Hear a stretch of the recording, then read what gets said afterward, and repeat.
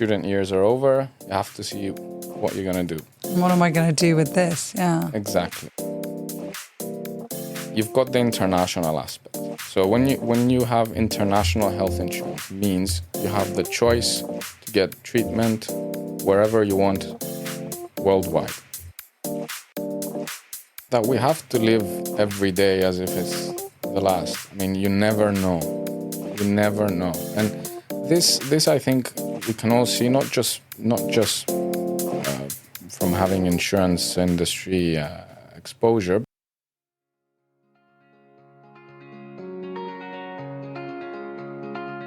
I'm Farah Shammas. Welcome to Hotel Talk.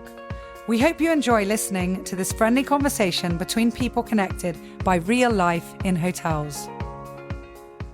Welcome back, everyone, yet again to a great episode of Hotel Talk. And today I always keep saying this on all of the podcasts, a dear friend, but really, really a dear friend. We go back to kids together, uni days and before.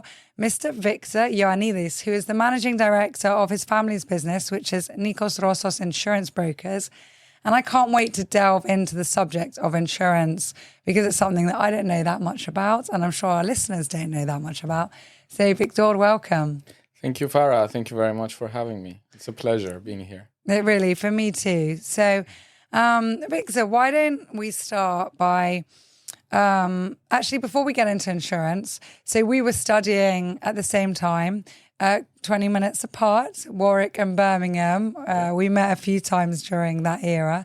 And then afterwards you went to London. So yeah, and then I was in Surrey at that time. So yeah, they were good days. Good days. But you studied finance. Yes, I did. So yeah, tell us a little bit about that. Like, why did you study finance? How did that set you up for life? You know, you've got quite a big family empire, if I can call it that you were coming back to. Did you always know you were going to come back and work in that? And so what was the process, your thought process growing up that, okay, this is what I might get into and what can help me? Yeah. Well, as probably most kids at the time, teenagers, I wasn't really sure what I wanted to do. So, and I definitely didn't know much about insurance, as you're mentioning. Yeah. So at that time, I was more into numbers, economics, things like that. And so you're a math geek at school. Yeah, yeah. That's a good thing. Own it. I wouldn't say a maths geek. I liked it, but I didn't dislike other stuff as well. So I like art as well. Well, your family's very arty. Your sister is super arty. And I should mention everyone, actually, that we've worked with Victor's sister in St. Raphael Resort. She's an interior designer. And she did our Founders Suite and our Octagon restaurant. Yeah. It was quite a few years ago, right? I think it was one of her first jobs after she finished studying. And she did a great job. So, yeah. Cool. So, So eventually I decided, yes, I want to go towards the numbers area. And towards the end of high school, when we did accounting, I kind of liked the feeling of numbers agreeing and falling into place and everything being in harmony. So I decided to go and study accounting and finance at Warwick University. Which is one of the best in the UK for accounting and finance. It's considered as one of the best business schools. Yeah. Had a great time, obviously, student life. And then I went to London to do a master's in finance at Imperial College. Also had a good time. Also enjoyed the course. Very interesting.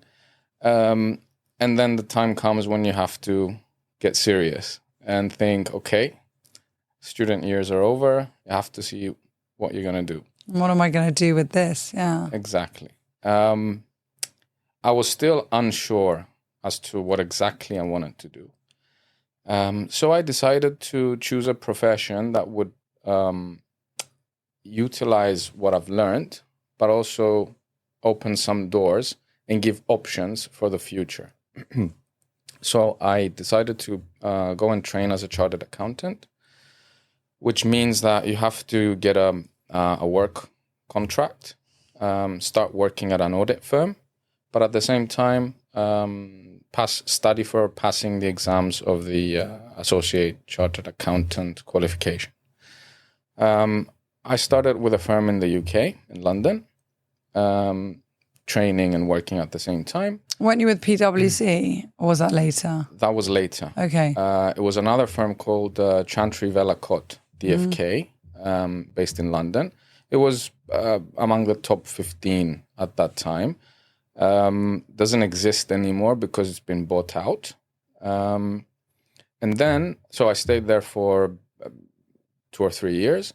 And then I moved back to Cyprus, to PwC, finished off my ACA qualification, and stayed there for a bit more in the corporate finance department. Corporate finance has to do mostly with mergers and acquisitions, due diligence for companies that want to list on the stock market, feasibility studies for new products or new businesses. And so I stayed there for another 3 years, and then insurance came.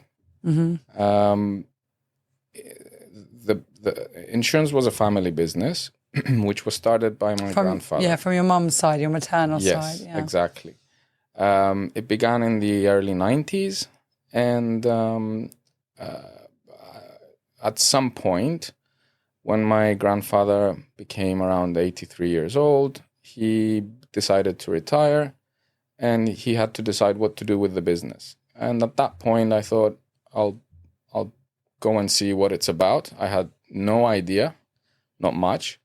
And that I did. I went there thinking, okay, I'll check it out.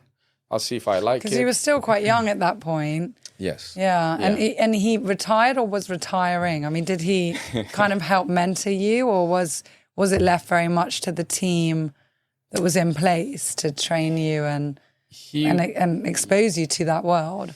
Yeah. Well, he wanted to retire, but wanting to retire and actually doing it when it's a business you've started is not that easy.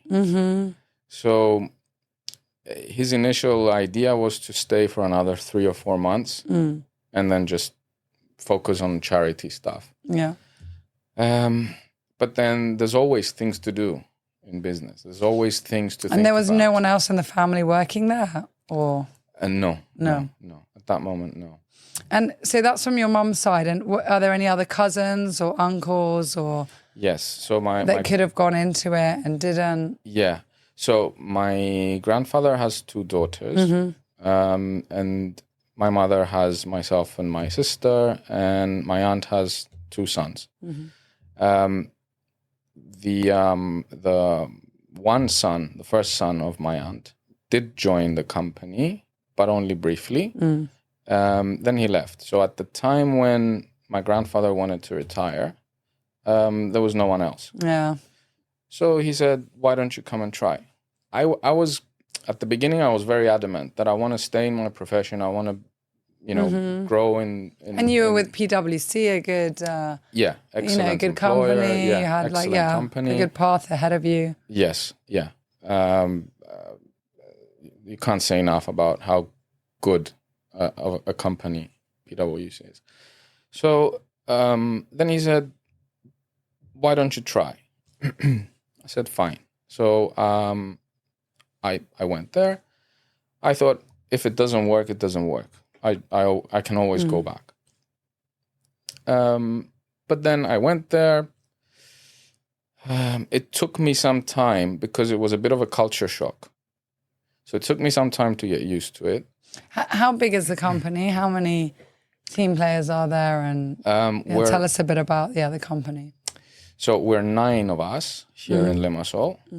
And we also acquired another insurance broker in London a couple of years ago. So there's another 3 colleagues sitting in London. So as a group, we're 12. But yeah, it was a culture shock in the sense that you were leaving from a company that was had its departments, everybody had their job. Each department knew what they were doing. You had the ability to focus on the project you were working on. You didn't have to think about marketing. You didn't have to think about HR. You didn't have to think about office administration. Nothing, because at PwC, you're working on this specific project with your team. That's it. Everything else is being taken care of. Coming to a smaller company and being in the management, you have to think about everything. And that for me, I needed time to transition into being able to handling so many things, coming from somewhere where I was very, very focused on the actual project I was doing. Mm-hmm. So, but yeah, it turned out. Worked out. It like worked out. Were you surprised when you went and you were like, actually, I like it? Yes, because there were lots of aspects where you wouldn't get in bigger companies. Mm-hmm. So the exposure in a bigger company is not there, at least for the first few years. Mm. Yes, you will go see a client, but it will not be when you're, let's say, not a junior, but somewhere in the middle. You're not seeing top level executives of the client all the time. Whereas in this business, in the insurance business, because we deal mostly with other businesses that offer cover to their employees, you are always exposed to top level management. Also, in the insurance field, we work with top insurance players around the world, insurance companies. So you get to be, you get to have conversations and negotiations with people at the very top of these big companies like Bupa, like Allianz, like AXA.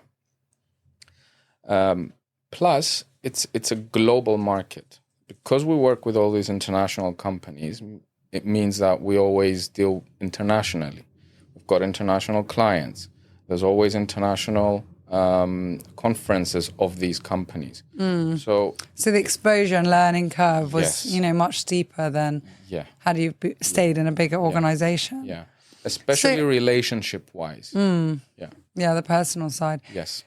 So tell us a bit about insurance. Like, I don't know very much about it. I mean, I know there's insurance, reinsurance. I mean, you deal with health insurance. We deal predominantly with health insurance. You also deal with other insurances? Yes. Such as? We'll do some life insurance. Okay. And we do like business insurance, which consists of directors and officers liability. Yeah, professional liability. Professional indemnity, employer's liability, things like this. So most of our clients are businesses. Okay. Either buying these kinds of products or insuring their employees for health, for life. I'm sure is quite useful because then whatever insurance you're offering, you can keep, serve the client holistically in all their aspects in their personal and their home life, but then also in their business. So you're also not losing clients and you've got that trust. Yes. And so, and you guys represent Bupa? You have Bupa Cyprus? Yes. Mm-hmm. So the company started as the Bupa agent of Cyprus, in Cyprus. It has evolved. 5 years ago, we got an independent broker's license, meaning we can work with a number of insurance companies. The big difference is that as an agent, you represent the insurance company. As a broker, you represent the customer. So is there conflicts of interest? Well, typically, as a broker, you'll get a customer sending you a request. You sit there with a customer, you understand their needs, and then you go and find the policy that suits them. So you represent the customer, not the insurance company. This, for us, is it fits a bit more with our culture. Insurance companies... In what way? You mean as a business culture or as a country culture? Business culture. Okay. Yeah. we want to be on the side of the customer. We want to be able to fulfill their needs. If this is what they need, if this is their budget, if this is their timeline, this is what we're going to go out in the market and find for them. Definitely most of our customers are with Bupa. As I said, we started with being agents of Bupa in the early 90s. Bupa, for those who don't know, it's one of the biggest international health insurance companies. And I think generally regarded as the strongest and the best. I would probably say so. Yes, I would say so. And I'm saying it as someone that now works with a lot of insurers. One of the reasons is that they're very focused on health. That's what they do. They do health, and they've always done health, as opposed to other huge insurance companies that do everything. So they'll do life, they'll insure big projects, they'll insure bridges, they'll insure liability, everything. They're also very good, but they're not as specialized. And specialized means what? They're always innovative. They're always a step ahead. What we see is that when the likes of Bupa do something new, it's a matter of time that everyone else will follow. So, we're very proud that we have had this relationship with Bupa all these years. I should probably mention that Nicos Rossos is the biggest Bupa global broker in Europe, excluding the United Kingdom. So we have a really good relationship with Bupa, and we pride ourselves that we really specialize on their products and on the servicing of those products. And this has to do with relationships, basically, because we know people at Bupa. We're friends. I can say I've got friends there that I text and call whenever I need something. Unlike calling the call center. So I'm going to ask maybe a silly question, but why is insurance so important, especially in a world where national health systems are either well established or being introduced and are generally well regarded? Yeah, that's a very good question, actually, and it's time wise, it's very for Cyprus. Well, first of all, you've got the international aspect. So when you have international health insurance, means you have the choice to get treatment wherever you want worldwide. That I consider as very important, especially for Cyprus, because we're a very small country. We don't specialize in everything. The bigger the country, the more cases the doctors have. Therefore, rare conditions, it's more likely to find doctors abroad who have the experience to treat. Whereas here, there's a lot of things we can't treat. We just don't know, Yeah. So the international aspect is one. The access, the quick access to healthcare is another. You can see in most health systems around Europe, which are considered to be some of the top in the world, there's huge queues. Why? Because national health systems are often mismanaged, underfunded. There's a lot of corruption, and overloaded. They're overloaded. The demand is exactly more than the supply. Exactly. So, and I don't want to, I don't want to criticize. I think the way it's been set up in Cyprus, it works very well until now. Yeah, it's still it's still a baby. It's still new, a baby, isn't it? Exactly. So no, I'm not criticizing or judging that, but all I'm saying is that I do think that having private health insurance, quick access to hospitals around the world with direct settlement. Direct settlement means that you go get your treatment, which can cost anything between, I don't know, if it's a surgery, it can be 5,000, 50,000, 100,000. But this is paid directly by the insurance company, not by yourself. And then wait to be paid back. Yeah. Because, if something costs 100K, you might not have that money, or you might not have it in your pocket at that moment. So, it's really, really reassuring knowing that wherever you are, wherever you go, if you need something, you're covered. Plus, you get access to a lot of facilities by being insured. So, for example, let's say you're traveling, you have some emergency. You're in London, you go to a hospital, they're one of the best private hospitals. Unless they get a guarantee of payment from your insurance company, they're not going to let you in. They're going to ask you to pay up front, everything. So I think these factors are some very important factors that people need to think about. To consider when they... Especially people who travel a lot. And is there a kind of rule of thumb, or like how much somebody should set aside for insurance? I know a lot of companies cover insurance, although many, I think, in Cyprus and probably all over the world, once the national health systems are set up, they're like, well, you don't really need insurance anymore.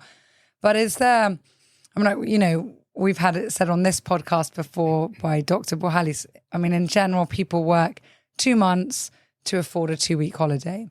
There's some like industry ideas about how much something will cost the average person. So is there someone should set aside 5% of their salaries for health insurance or for rainy days? Yeah. I wouldn't set a specific number because everybody's needs are different. And obviously the different type of insurances someone can buy are different. The coverages. Exactly. So number one, very well, there is different coverage. So it depends what you need. Number two, different circumstances. Number three, which country are you living in? It depends. Healthcare systems in one country are very different to the healthcare systems in other countries.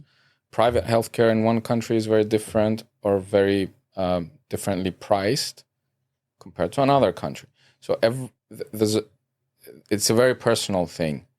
And different policies give you different options. That's where your broker comes in, because your broker is your consultant. The broker will listen to your needs and they'll advise on which policy suits your needs based on the suitability and affordability of what you've told your broker. So, plus another thing which is very positive is the kind of ancillary services you get with having an international medical insurance policy. For example, for business policies, some of the big insurers, they offer for free what's called the Employee Assistance Program, which is you get free counseling sessions with a qualified counselor as an employee for whatever issue you'd like to discuss, be that stress, be that problems at work, problems with the family, anything. It's confidential and it's free. This is an add-on, which is free. Which is amazing, which is really... I had another guest, Dr. Cesar, on the podcast, who was talking about holistic health and how, everything is connected. So he's an osteopath, but he specializes in Chinese medicine, but how, it can be our emotions, it can be every part of the body's connected. And I love that the medical sphere is also recognizing that mental health is so important. Yes. And it's what I was saying earlier. Who started this? Bupa started this. Now everybody is doing it. Yeah. Because if someone is stressed, then of course they're going to have stomach issues, or of course their skin is going to react, or of course they're going to get migraines or whatever else. Yeah. And then there's no point. Also, it serves the company and the national health systems and everything else and the doctors, because if someone's taking up time, I'm not saying it's not necessary, but maybe preventable time, having the MRIs and the blood tests and everything, when actually they're just really stressed because they're worried about their paycheck or whatever else, then it can be, the root cause is actually, can be diagnosed and helped before it gets to the stage of the physical. Of course. And I personally am very happy that insurers have this mentality. They, especially for mental health issues, which is, 10 years ago, it wasn't there. It was there, just people weren't recognizing it. Yes. Yeah. And in the insurance industry, it was a bit of a luxury when a policy offered mental health cover, psychologist fees, psychotherapy. And yet 1 in 3 people will suffer. Oh, definitely. Or are suffering, Definitely.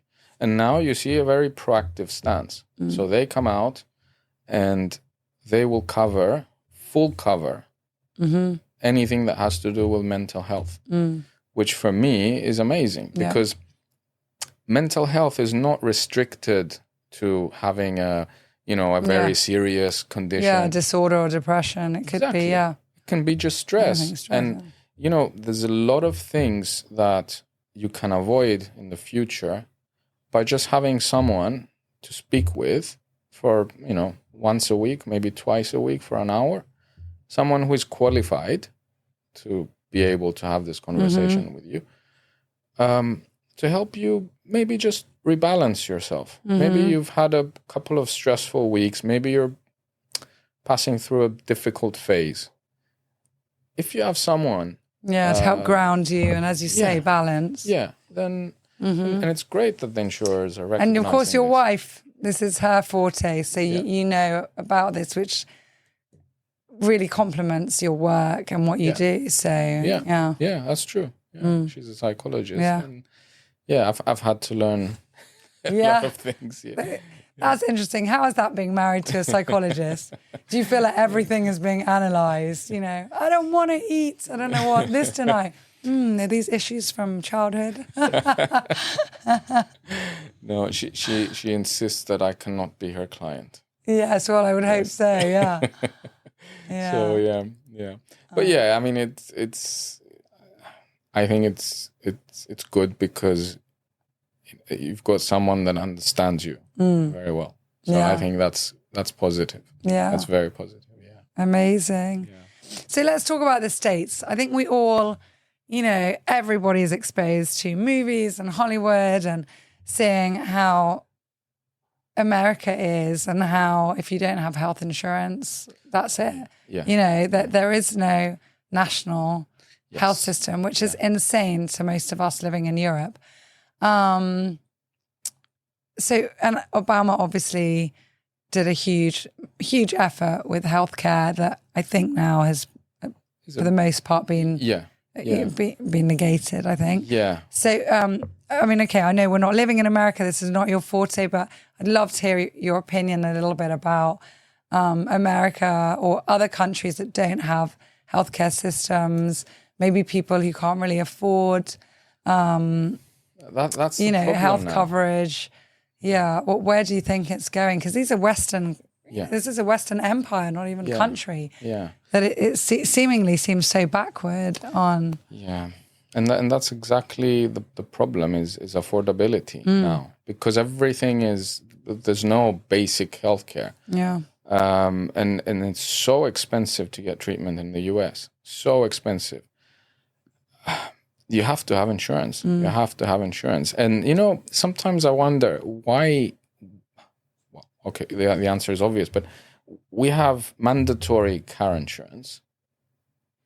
And I'm wondering why wouldn't we have mandatory health insurance? At a very big, I'm not talking about like having premium, coverage Bupa of and the Allianz. And, I mean, I'm talking about basic cover for everyone. Because I know in Cyprus, even before we had our national health medical system, we had, if somebody earned under a threshold, and the threshold was quite low, but it was still there. So if someone didn't earn X amount, they could go to the hospital and get free healthcare. Yeah. So that was always there, even, before our new system came in. Yeah. Why does that not exist in America? Yeah, well, politics. It's insane. It's all politics, yeah. Unfortunately, it's politics. Yeah. Crazy. Yeah. So I've got a couple more questions. I say Bupa, but let's say any insurance. What has this taught you about life, like working in insurance? Like what life lessons do you think you hold dearer because of this? When you must have seen so many things from comical, crazy claims to, soul destroying moments of individuals. Yeah. What do you take from that at this point in your life? That we have to live every day as if it's the last. I mean, you never know. You never know. And this I think we can all see, not just from having insurance industry exposure, but I think in general we see it in everyday situations. But yeah, specifically for insurance, you do see how things can turn negative in a second. This is a lesson. The other thing I see is, and I'm very happily surprised sometimes, is how much a lot of employers care about their employees. And this is so nice to see. You've got employers that, even though having premier international health insurance is quite expensive, they still list it down as a priority. And this is amazing to know, because you see that people care. And most of the times, these are the businesses that do well because the bosses really care about their staff. So yeah, these are the two things that really interesting. Yeah. Thank you for sharing that. I love that. So Hotel Talk, your granddad used to own a hotel. He did. And your mum used to work in it. Yes. When you were little. I was very small, yes. You were very small. Do you remember? I do remember. How old were you when it was sold? Limonia. Must have been. For those of you in Cyprus that remember. 7 years old. Okay. Yeah, I remember having birthday parties there as a kid. So I've watched tapes that my parents used to tape, those old big ones, video and things. It was. I don't remember many things, but I remember good feelings. Yeah, because I know whenever we're at, family gatherings or events and I see your mom, she's always like, I understand you, Farah. Like, she was in the industry and, it's tough, like being a mummy as well. And you guys were super, super little. I should ask your mum, because I think we've had other hoteliers on here that, it's such a lifestyle, this job. It's not a job. Yeah.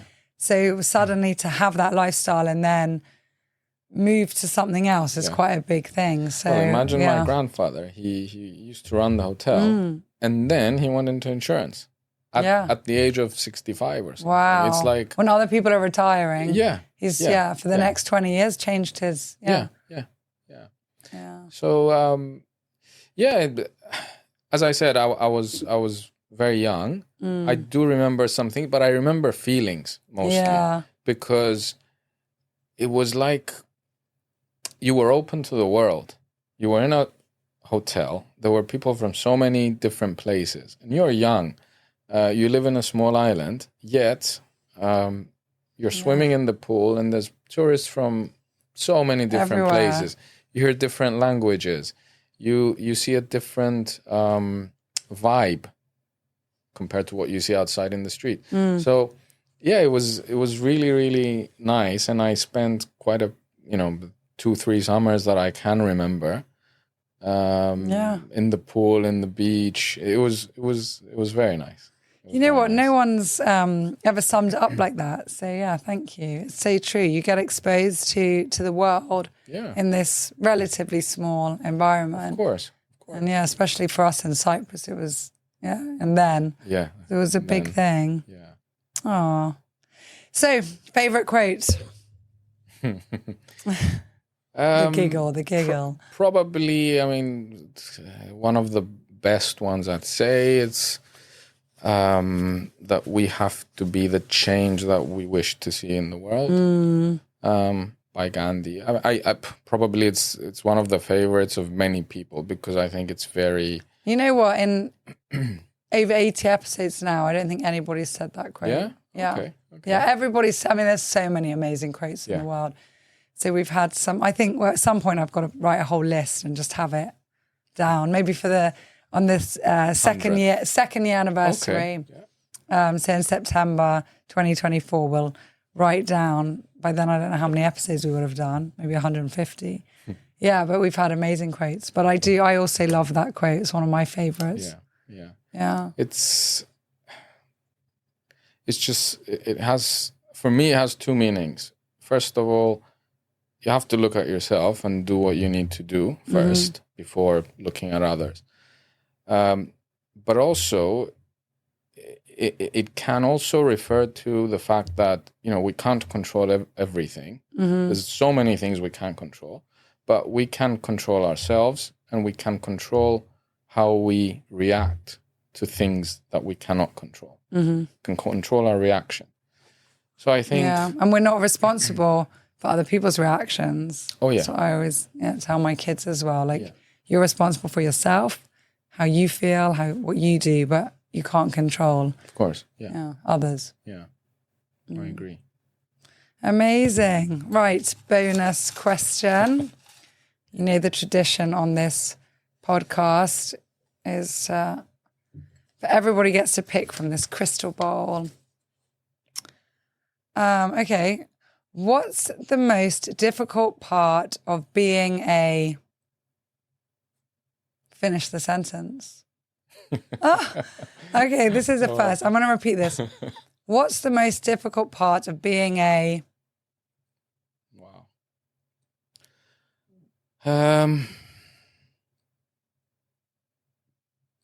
Husband. I said that because I just saw your lovely wife yesterday. No, you finish it. And then you've got to answer it, I guess. So what's the most difficult part of being a... And then answer your own question. Husband, I wouldn't say because joking. Honestly, I don't find it very difficult, to be honest. Well done, Svetlana, when she listens to this. Because your wife makes it easy then. I'll give her some tips on making it harder. No, please. Well, I don't want to go into the business side. I want to go more into the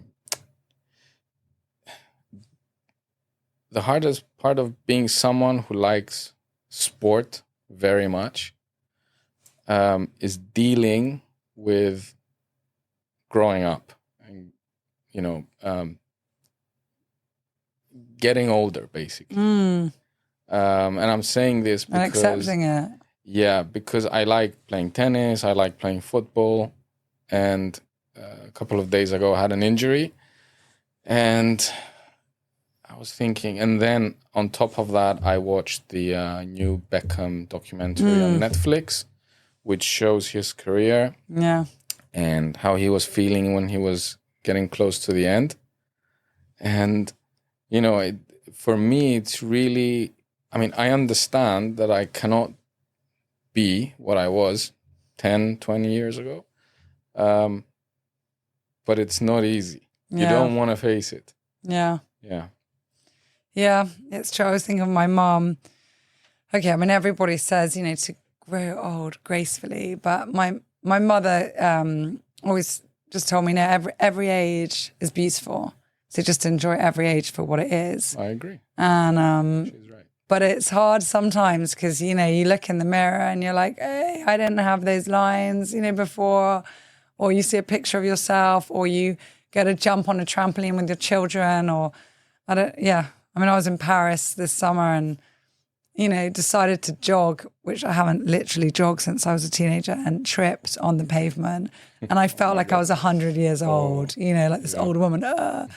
But yeah, it's, I guess it's just about mindset and viewing it in a different way. Yeah. Like, we've grown in other ways, and we're wiser, and hopefully we're better people, and we found more inner peace.